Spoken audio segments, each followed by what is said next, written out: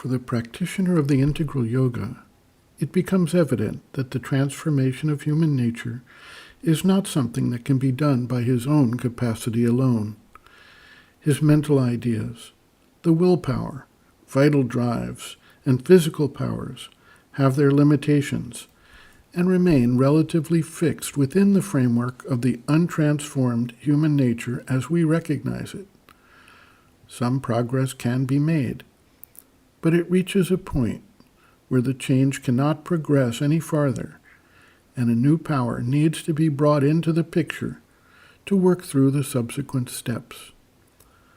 Once this need is recognized, the most important thing the seeker can do is to focus on the spiritual force, also known as the divine Shakti and as the mother's force, and open oneself to it constantly to bring its power into the mind, the will, the emotions, the life energy, and the physical body to carry out the needed changes. In his book, The Mother, Sri Aurobindo states, quote, "There are two powers that alone can effect in their conjunction the great and difficult thing which is the aim of our endeavor, a fixed and unfailing aspiration that calls from below, and a supreme grace from above that answers." End quote.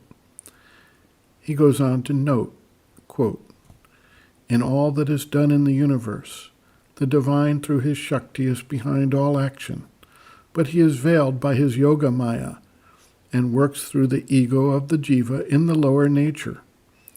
In yoga also, it is the divine who is the sadhak and the sadhana. It is his Shakti, with her light, power, knowledge, consciousness, ananda, acting upon the adhara, and, when it is open to her, pouring into it with these divine forces that makes the sadhana possible." End quote. Sri Aurobindo writes, quote, "Let nothing and nobody come between you and Mother's force. It is on your admitting and keeping that force and responding to the true inspiration, and not on any ideas the mind may form, that success will depend. Even ideas or plans which might otherwise be useful will fail if there is not behind them the true spirit and the true force and influence." End quote. Reference, Sri Aurobindo, Bases of Yoga, Chapter 3, In Difficulty, pages 58 to 59.